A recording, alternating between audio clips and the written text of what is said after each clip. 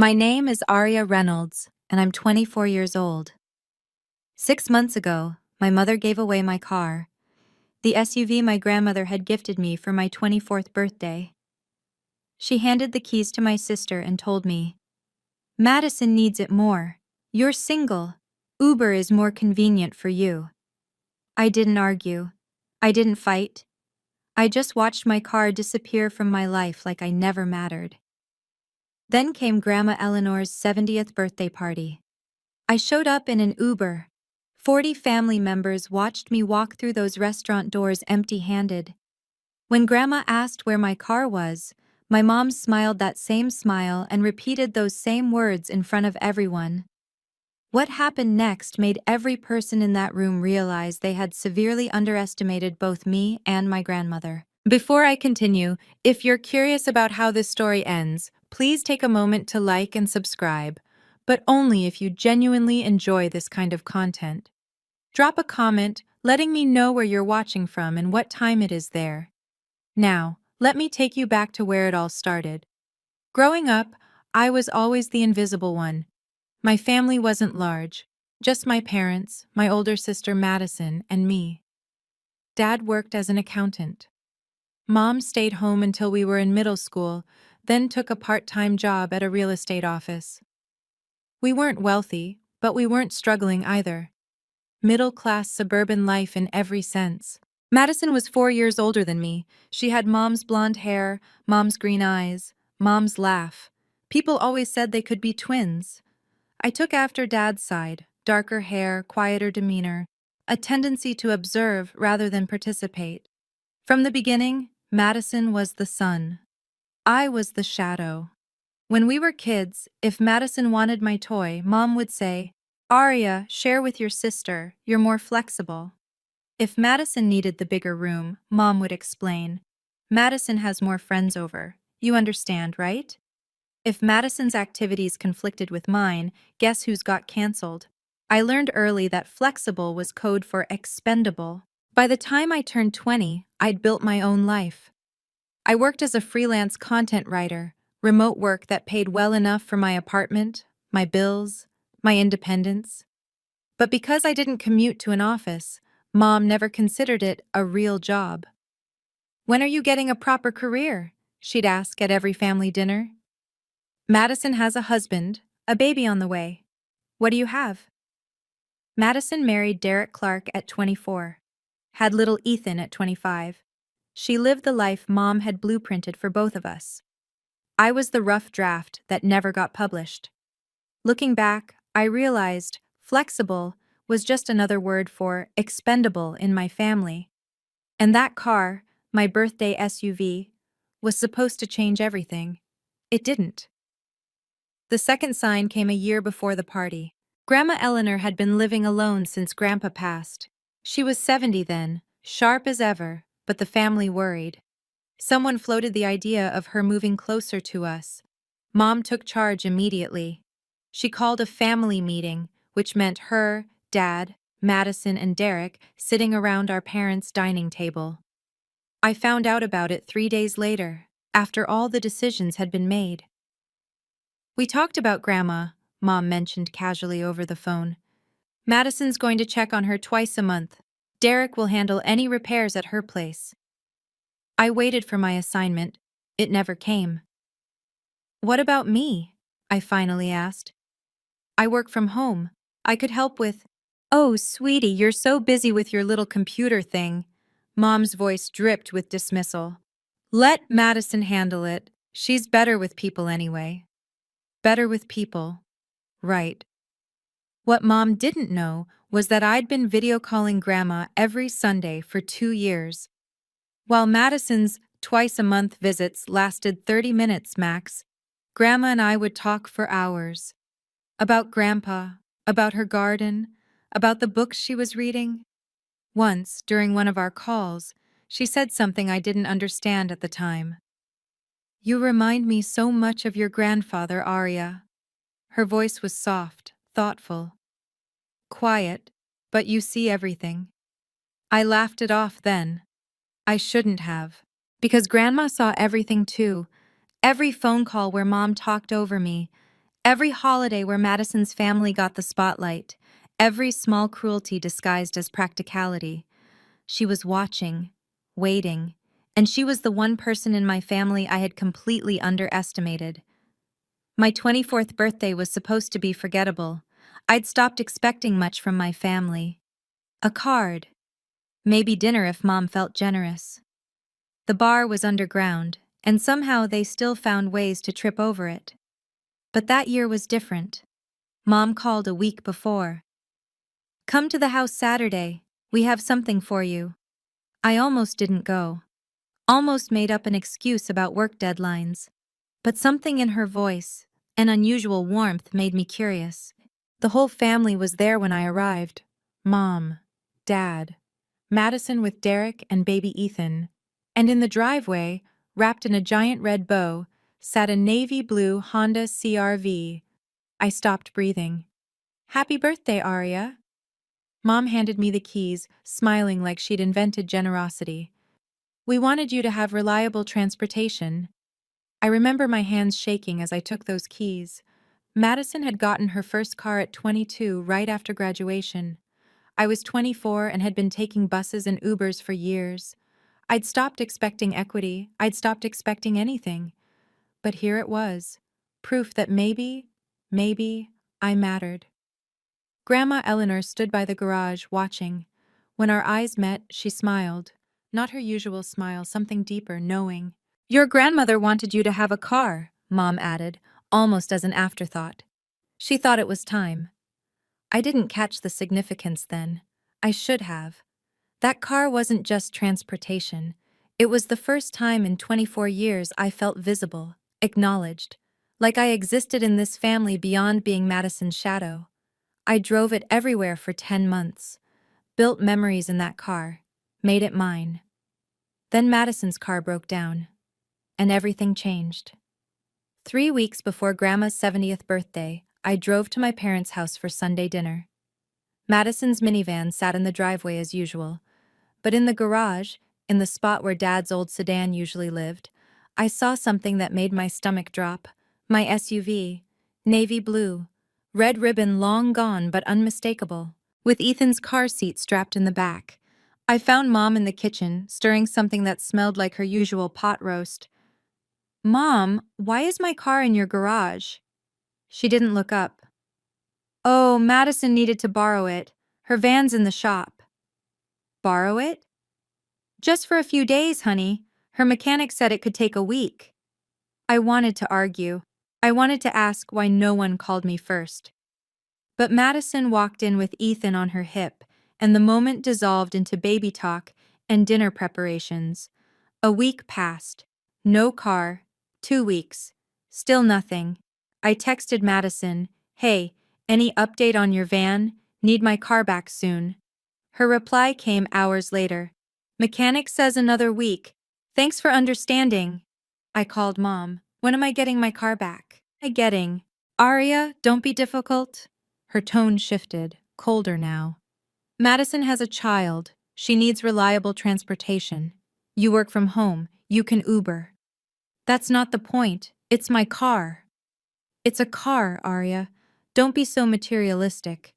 She sighed heavily. "Your sister needs it more. You're single, flexible. You understand." There it was again. Flexible. "Mom, I didn't agree to." "We'll talk about this later." She hung up.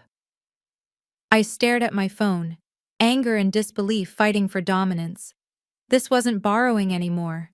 This was theft with a smile. I called Madison directly the next day. "Mads, I need to talk about the car." "What about it?" She sounded distracted.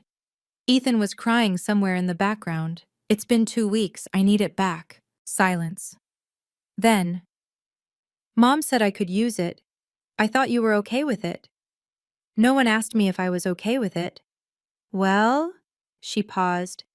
"I mean, you don't really need it, right? You work from home." I gripped my phone so hard I thought the screen might crack. "Madison, that's not the point. It's mine. I should have been asked." "Look, Aria, I have a 3-year-old. Do you know how hard it is to get him to daycare, to doctor's appointments, to—" I know your life is hard. That doesn't mean you can take my things. I'm not taking anything. Her voice turned sharp. You're being dramatic. It's just a car. Then give it back. More silence. Mom said we could work it out at Grandma's party. We'll talk then, okay? She hung up before I could respond. I sat in my apartment, staring at the Uber app on my phone, and realized something that made my chest tight. If I stayed silent now, this would happen again. And again. Every time Madison needed something, Mom would volunteer my resources, my time, my space, my life. I'd be flexible, forever. I decided I would talk to Mom at Grandma's party. Privately, calmly, like adults. I'd explain how this felt. Set a boundary, get my car back. I didn't want a war, I just wanted respect. But Mom, I would learn, had other plans, very public plans. The day of Grandma Eleanor's 70th birthday arrived with perfect autumn weather. The Rosewood was one of those restaurants that whispered money, white tablecloths, crystal chandeliers, waiters who moved like ghosts. Mom had reserved the private dining room for 40 guests, extended family, cousins I hadn't seen in years, aunts and uncles who still pinched cheeks and asked about boyfriends. I took an Uber. The driver dropped me off at the entrance, and I smoothed down my emerald dress, took a breath, and walked toward the door. That's when I saw it. My SUV, navy blue, parked 3 spots from the entrance with a baby on board sticker I'd never bought plastered on the rear window. Madison and Derek were just climbing out. Ethan squirmed in Derek's arms, fussing about his tiny bow tie. Madison spotted me and waved like nothing was wrong. Aria, you look great. Did you Uber? I forced a smile that felt like broken glass. Convenient, right? I managed. So convenient. She didn't catch the edge in my voice, or maybe she just didn't care. We should go in. Mom's been stressed about the seating chart all morning. Derek nodded at me, a brief, awkward acknowledgement, and they headed inside. Ethan's whining echoed off the parking lot concrete. I stood there for a moment, staring at my car. The car I'd made memories in. The car that meant I existed in this family, now decorated with someone else's sticker, someone else's car seat, someone else's life. I walked into that restaurant knowing I'd have to say something, confront Mom quietly. Get this resolved. I didn't know Mom had already been talking. To everyone. The private dining room buzzed with conversation and clinking glasses. Grandma Eleanor sat at the head of the long rectangular table, elegant in navy blue, her silver hair swept back. At 70, she still had the posture of a dancer and eyes that missed nothing. I found my seat, predictably at the far end, near the cousins I barely knew. The first hour passed in small talk and appetizers. Uncle Robert gave a toast. Aunt Patricia shared childhood stories about Grandma that made everyone laugh. Then, during the main course, Grandma looked directly at me. Aria, sweetheart, her voice cut through the chatter. I noticed you arrived alone. Where's that beautiful car we got you for your birthday? 40 heads turned my way. Before I could open my mouth, Mom's voice rang out from across the table. Oh, Aria gave it to Madison! She beamed like she was announcing a charity donation. Madison has little Ethan, you know. She needed reliable transportation for the baby. She turned to the relatives nearby, her smile widening. Aria is so understanding. She knows her sister needs it more. We're so proud of how generous she's become. Murmurs of approval rippled through the room. How sweet. Such a good sister. Family helps family. I sat frozen, my fork suspended halfway to my mouth. Mom had just rewritten history, in front of everyone. I didn't give anything. I was robbed in slow motion. Grandma's eyes hadn't left my face. She tilted her head slightly. You gave it away, Aria? Her voice was calm. Too calm. Or was it taken? The murmurs stopped. Mom's smile flickered for just a moment, and I felt the entire room shift. Mom, Linda laughed nervously. What a question! Of course Arya gave it willingly. She's not a child. Grandma didn't laugh. She set down her fork with deliberate precision. I'm asking Arya, not you, Linda. Every side conversation died. 40 pairs of eyes bounced between my grandmother and me like spectators at a tennis match. I swallowed hard. My heart pounded so loud I was sure everyone could hear it. I started, then stopped. Looked at Mom's warning glare, looked at Madison's frozen expression, looked at Grandma's steady gaze. No one asked me, I finally said. I was told Madison was borrowing it, for a week. That was 3 weeks ago. 3 weeks? Grandma repeated. I tried to get it back. My voice grew stronger. Mom said Madison needed it more, because she has a family. Because I'm single. I paused. Because I'm flexible. The room had gone completely silent. Mom stood up, her chair scraping against the hardwood floor. This is a small family matter, everyone. Nothing to worry about. Small? Grandma's voice cut like ice. A car worth $30,000 is a small matter? Someone gasped. I think it was Aunt Patricia. Linda's face drained of color. Mother, can we please discuss this privately? You made it public, Linda. Grandma's eyes never wavered. You announced to this entire room that Arya gave away her car. If that's a lie, it should be corrected in the same room. I looked at Grandma, really looked at her for the first time that night. This wasn't the sweet old woman who baked cookies and told stories about the war. This was someone else entirely, someone who had been watching, waiting, and her moment had arrived. Grandma turned to face my mother fully. Her movements were unhurried, controlled. Linda, let me ask you something. She folded her hands on the table. Do you remember coming to me last year, before Arya's birthday? Mom's jaw tightened. Mother, this isn't the time. Do you remember what you asked me for? Silence. Uncle Robert shifted uncomfortably in his seat. Aunt Patricia leaned forward, her brow furrowed. You asked me for money, Grandma continued, her voice carrying to every corner of the room. From the family trust.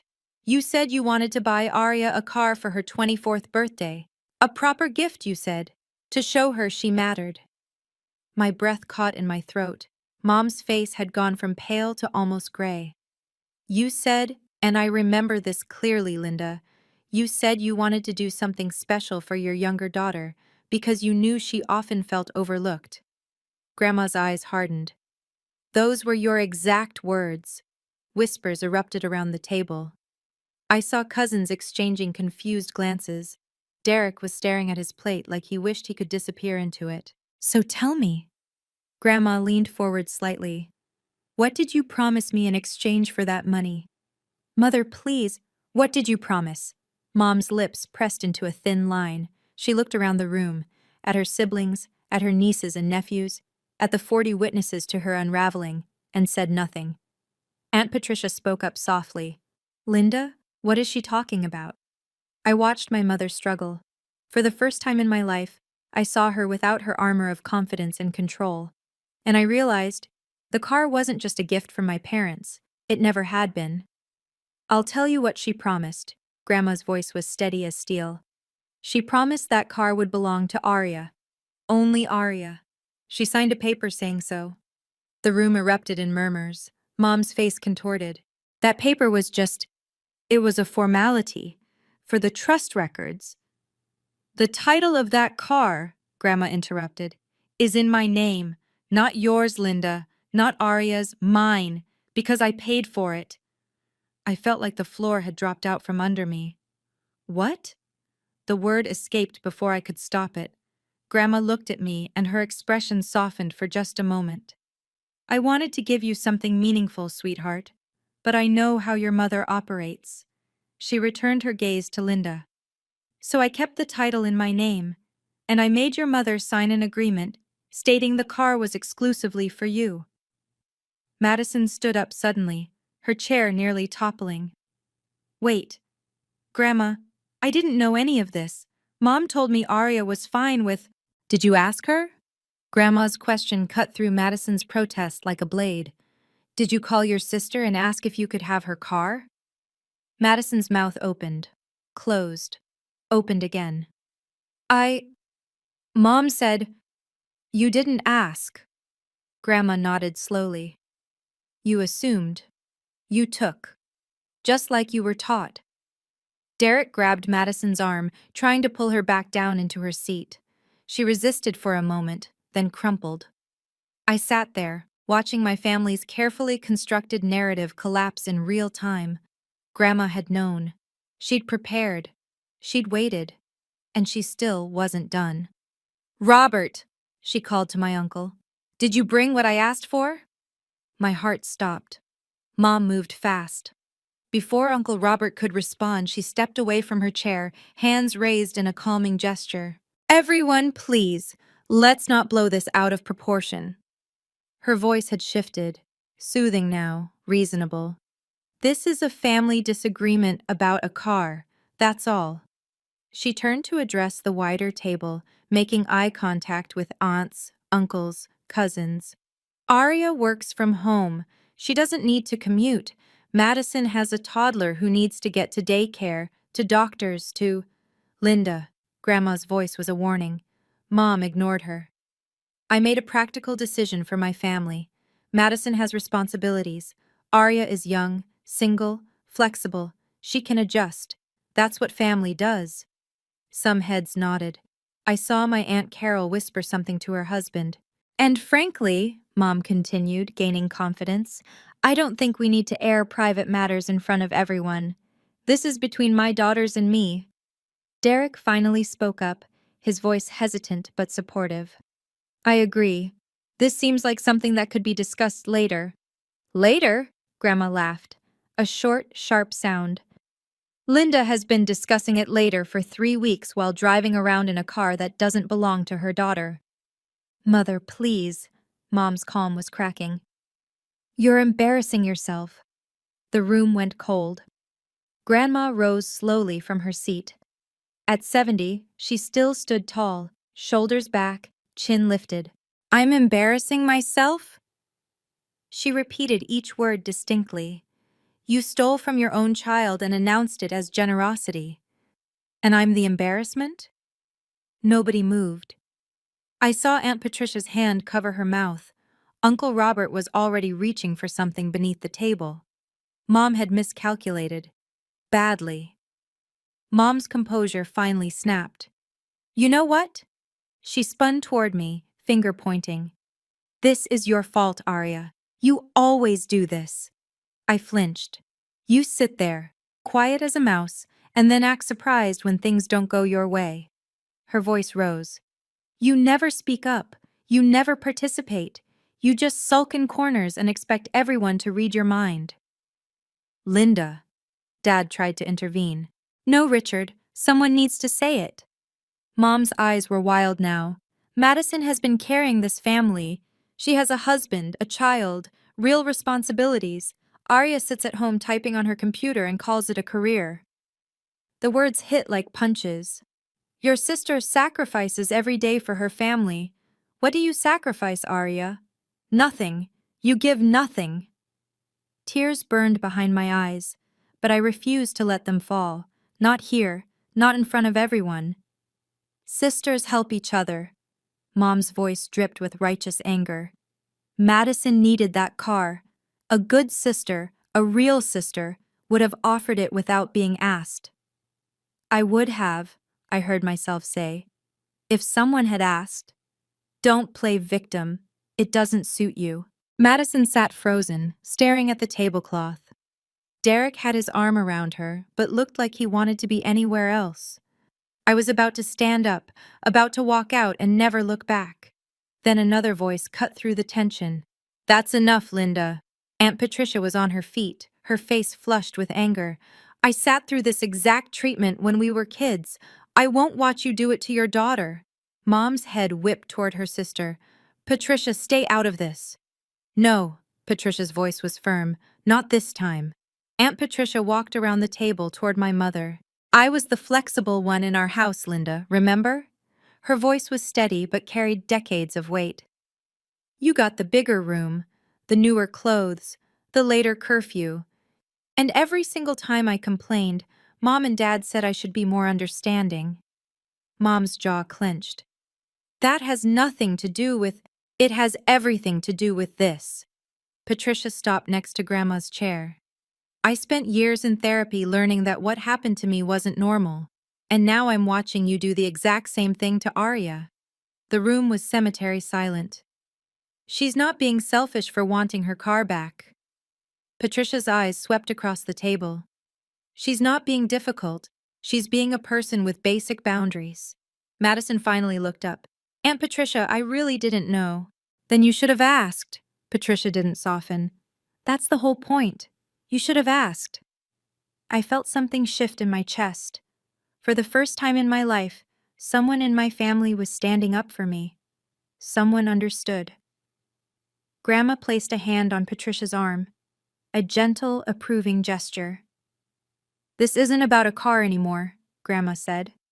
This is about whether our family treats all its members with respect, or only the ones who demand it loudest. She looked at me then, and I saw something in her eyes that I'd never noticed before. Pride. Robert, she said again. The folder. This time no one interrupted. Uncle Robert reached beneath the table and pulled out a manila envelope. Mom watched the envelope like it was a loaded weapon. And in a way it was. Okay, I need to pause here for a second. If you've ever been in a situation where your family talked about you like you weren't even in the room, where they made decisions for you and expected you to just accept it, I want to hear from you. Drop a comment below. Would you have spoken up at this point, or would you have waited like I did? Also, if you're enjoying this story, hit that like button. It really helps the channel. Now, let's get back to what happened next. Because trust me, Grandma wasn't done. Uncle Robert stood and crossed to Grandma's side of the table. The manila envelope looked ordinary, just beige paper and a metal clasp. But the way Mom stared at it, you'd think it contained nuclear codes. Mother. Mom's voice had lost its edge, replaced by something close to pleading. Whatever you're about to do, please. Not here, not in front of everyone. Grandma took the envelope from Robert's hands. You had every opportunity to handle this privately, Linda. She opened the clasp slowly, deliberately. 3 weeks. You could have returned the car, apologized, made it right. I was going to. Instead, you announced to 40 people that Arya gave away her birthday gift. Grandma withdrew a stack of papers. You turned theft into a story about your daughter's generosity. She spread the documents on the white tablecloth. So the truth will be told in the same room, to the same audience. I craned my neck to see what she'd laid out. Official-looking papers, something with a logo I recognized, the DMV. Robert, please read the first document aloud. Uncle Robert picked up the top paper, adjusted his reading glasses, and cleared his throat. Vehicle registration, State of California.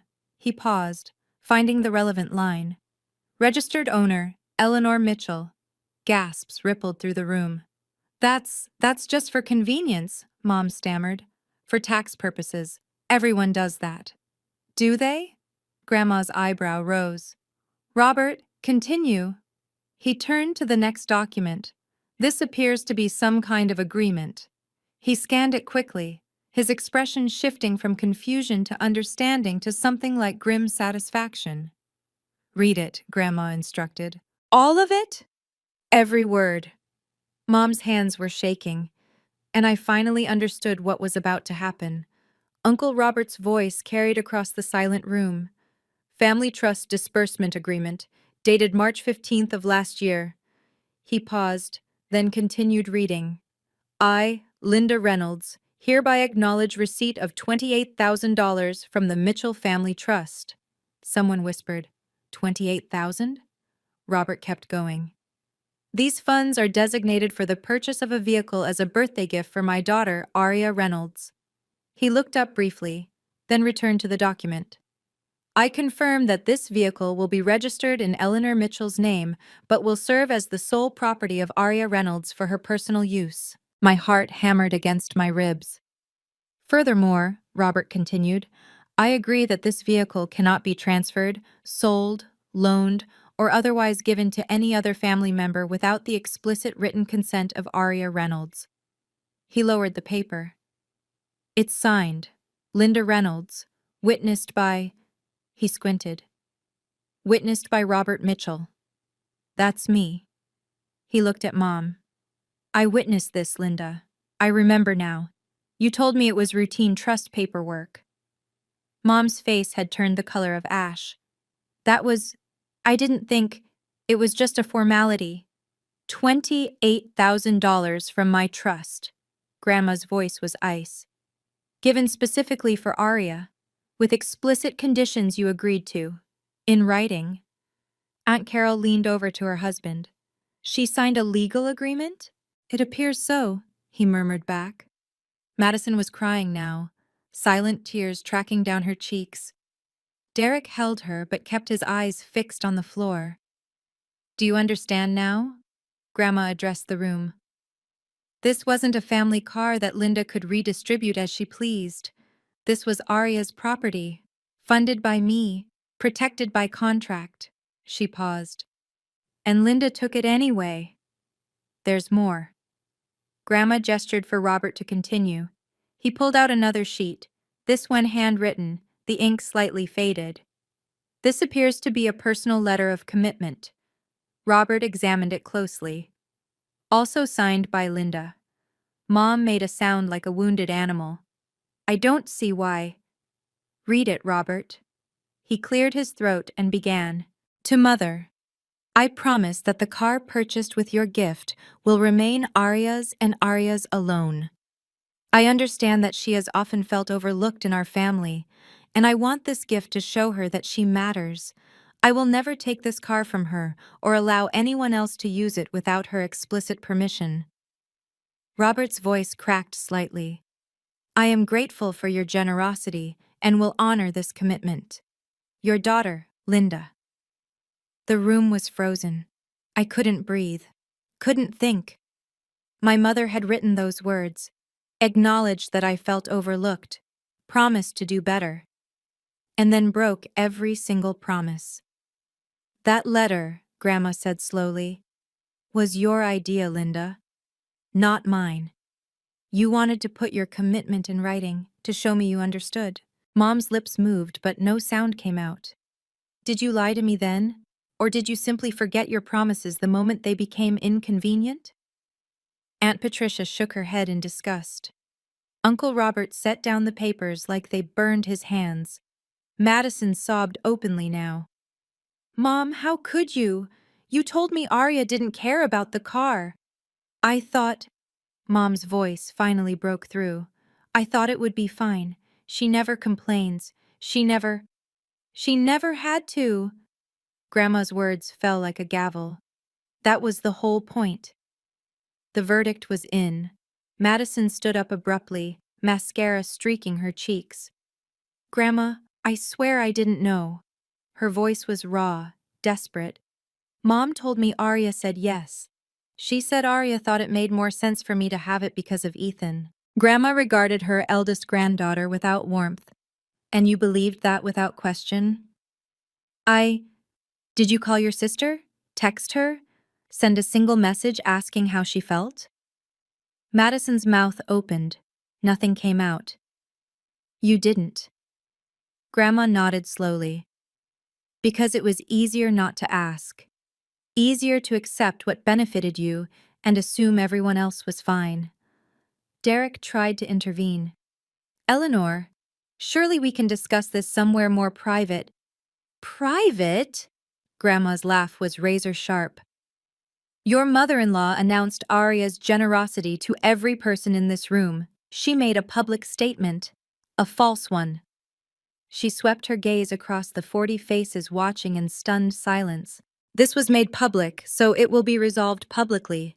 Linda humiliated Aria in front of everyone. The truth deserves the same audience. Several relatives nodded. I saw Aunt Patricia's hand reach for mine under the table, squeezing gently. Arya didn't give away anything. Grandma's voice rose. She was robbed by her own mother and sister, in broad daylight, and then blamed for being upset about it. Mom, I'm so sorry. Madison turned to me, tears flowing freely. I really am. I should have asked. For the first time that evening, I saw something genuine in my sister's face. Not the entitled assumption I'd grown used to. Something closer to shame. I didn't respond. Couldn't yet. Because Grandma was reaching for one final document, and I knew we weren't done. Grandma rose from her chair. At 70 years old, standing at the head of that long table in her navy blue dress, she looked like a queen about to deliver a royal decree. Here is what will happen. Her voice left no room for negotiation. The car will be returned to Arya tonight, before anyone leaves this restaurant. Mom's head snapped up. Tonight? But Madison needs to figure out her own transportation, like every other adult. Grandma turned to my sister. Madison, the keys. Now. For a moment, I thought Madison would argue. Her jaw tightened. Derek's hand gripped her shoulder. Then she reached into her purse and pulled out a keychain. My keychain. The one with the small silver compass charm I'd bought at a flea market the week after I got the car. She walked toward me, each step heavy. I'm sorry, Arya. Her voice was barely a whisper. I really am. She placed the keys in my palm. The metal was warm from her purse. Familiar weight. My keys. My car. Mine again. Thank you, I said quietly. Just 2 words. That was all I could manage. Grandma nodded, satisfied. And Linda. She turned to my mother. You owe your daughter an apology, not for the car, for the way you've treated her, for making her invisible in her own family. Mom stood rigid, her face a battlefield of emotions. Shame, anger, defiance, fear. Linda, Grandma's voice hardened. Now! 40 people held their breath, and my mother, for perhaps the first time in her life, had absolutely nowhere to hide. Mom's face had turned the color of old brick, flushed, mottled, barely contained. Arya.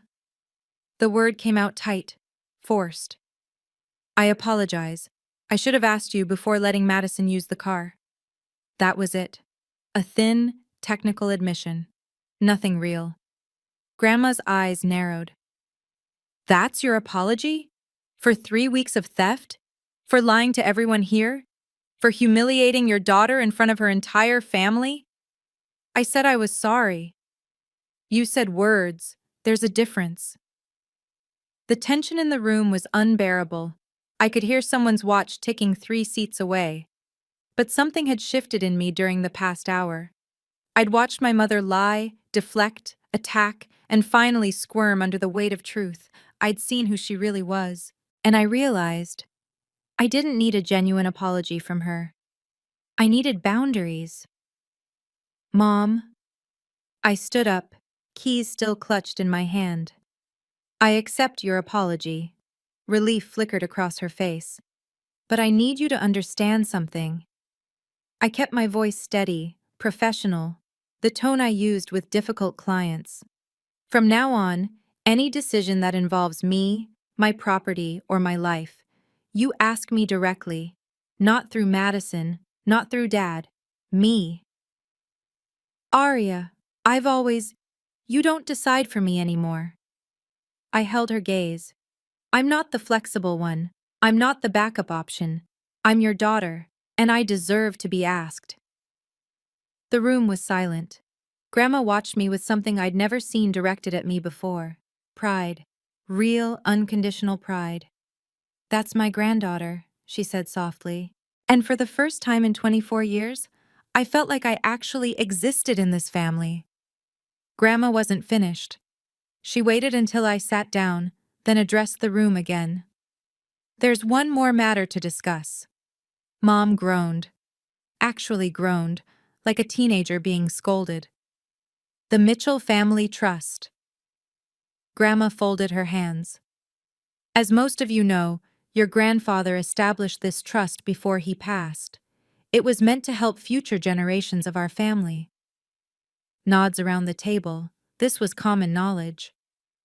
Until now, I've distributed trust funds through my children, Linda, Robert, and Patricia. They submitted requests on behalf of their families, and I approved or denied them.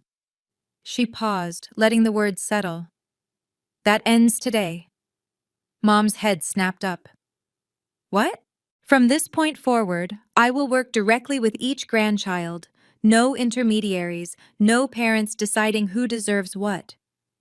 Her gaze swept the table, landing on each cousin in turn. You're all adults. You can speak for yourselves. Uncle Robert nodded slowly. That seems fair. More than fair, Aunt Patricia agreed. But Mom looked like she'd been slapped. Mother, you can't just... The trust has always been managed through you? Grandma's eyebrow rose. So you could decide which of your daughters deserves support? So you could take money meant for Aria and redirect it to Madison because you deemed her more worthy? Mom had no response. I've watched how you treat your children, Linda, all of you, Grandma's voice carried to every corner, and I've decided that my grandchildren deserve better than being filtered through their parents' favoritism. Madison and I exchanged a glance, brief, uncertain, but meaningful. The power structure of our family had just shifted, and Mom was no longer the gatekeeper. Wow. I still remember the silence in that room after Grandma said that. If you're watching this and thinking about your own family dynamics, who holds the power, who makes the decisions, who gets overlooked, I'd love to hear your thoughts. What would you have done in my position? Comment below. I would have. And let me know. Also, subscribe if you want to see more stories like this. I post new ones every week. Now let me tell you what happened after we left that restaurant. The party ended 20 minutes after Grandma's announcement. Not officially. People still ate cake, sang happy birthday, posed for photos. But the energy had drained from the room like air from a punctured balloon. Mom and Dad left first, barely saying goodbye. Madison and Derek followed shortly after, Ethan asleep against Derek's shoulder. Madison paused at the door, looked back at me and mouthed, "I'm sorry." I nodded.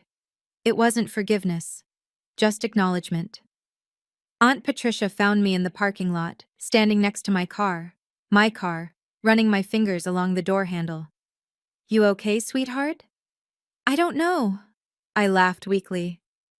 "Is this what normal feels like? I've been invisible so long I forgot." She pulled me into a hug. Tight, warm. The kind of hug I'd stopped expecting from family. "You did the right thing tonight. Standing up for yourself. That took courage. Grandma did most of the heavy lifting. She set the stage, but you walked onto it." Patricia pulled back, holding my shoulders. "I'm proud of you, Arya, and I'm proud of who you're becoming." Uncle Robert shook my hand before he left. "Welcome to the club," he said with a wry smile. "The not the favorite club. Meetings are Tuesdays." I laughed for the first time all night. Grandma was the last one out of the restaurant. She walked slowly but steadily, waving off offers of help.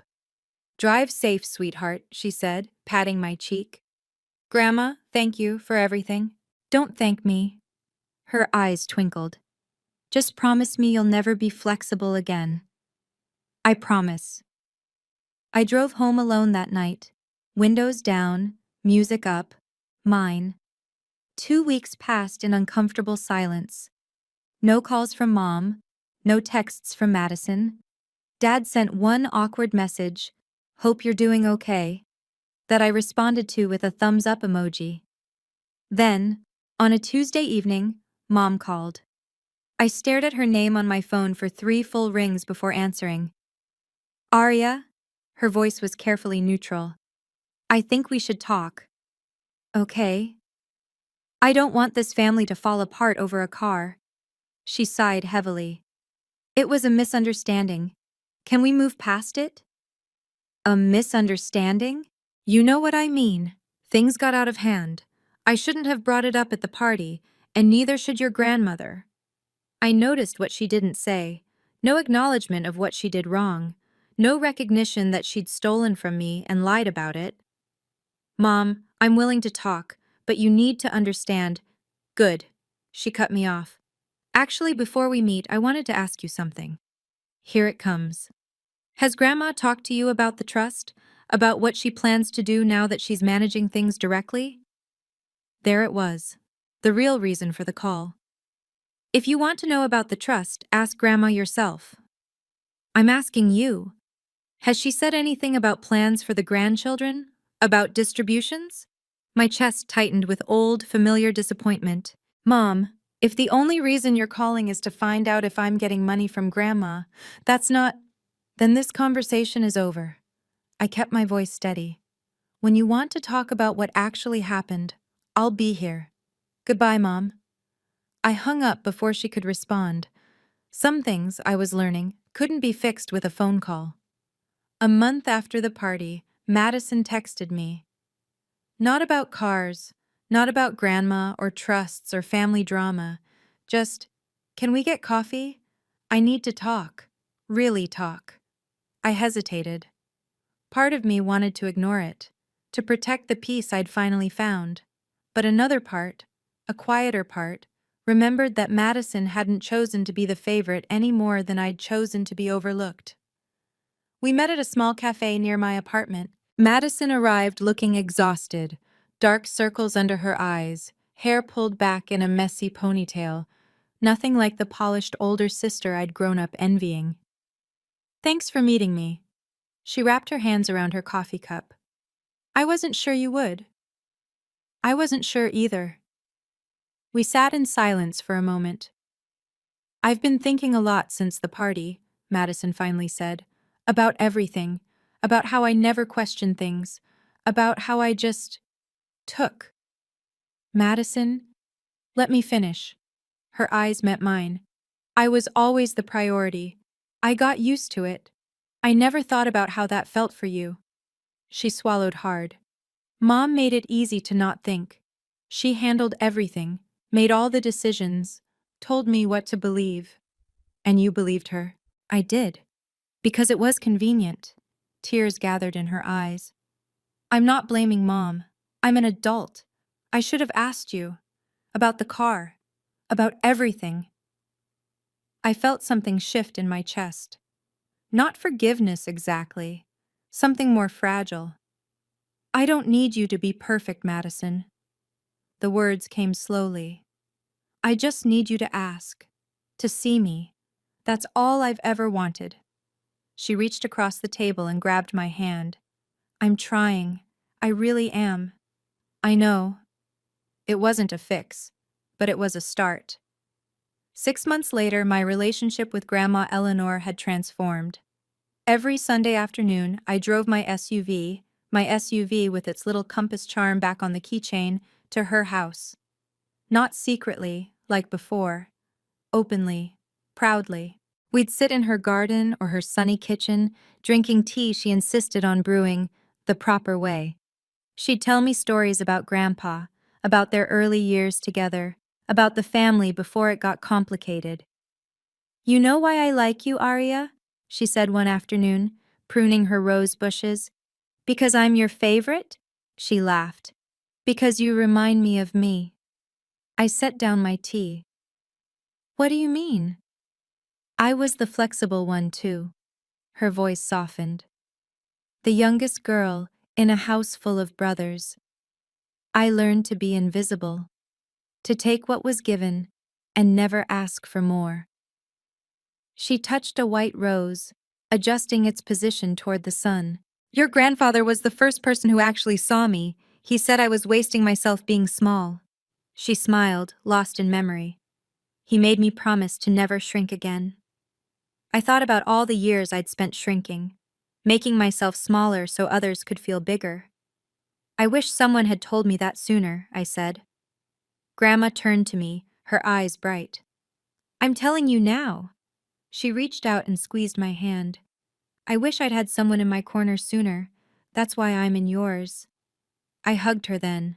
Properly. The way I should have hugged her years ago.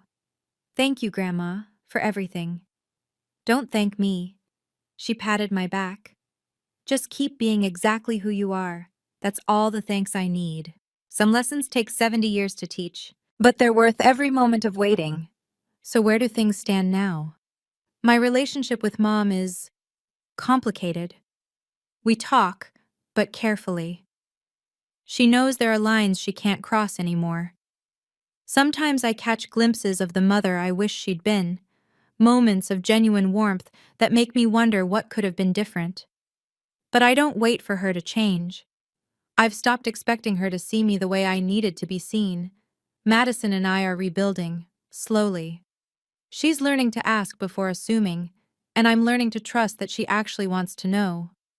We'll never be close the way some sisters are. But we're honest with each other now, and that's more than we ever had. Dad stays neutral, which is its own kind of choice. I've accepted that about him. And Grandma? Grandma taught me the most important lesson of my life.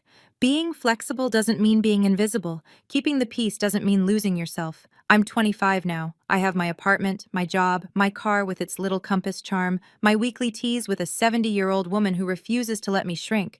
I'm not the flexible one anymore. I'm the one with boundaries. And if you're watching this, if you're stuck in a family that overlooks you, takes from you, expects you to always be the one who gives in, I want you to know something. You have the right to say no. You have the right to be asked. You have the right to take up space in your own life. Someone out there sees you. Maybe they haven't spoken up yet. Maybe, like my grandma, they're waiting for the right moment. But you don't have to wait for them. You can start speaking up for yourself. Today, that's my story. Thank you for staying with me until the end. If this resonated with you, if you've ever felt invisible in your own family, I want you to know you're not alone. Drop a comment below and tell me, what boundary did this story inspire you to set? And if you haven't already, please subscribe and hit the bell. I share stories like this every week, all about finding your voice and standing your ground. Check the description for more videos in this series. Until next time, take care of yourself. You deserve it.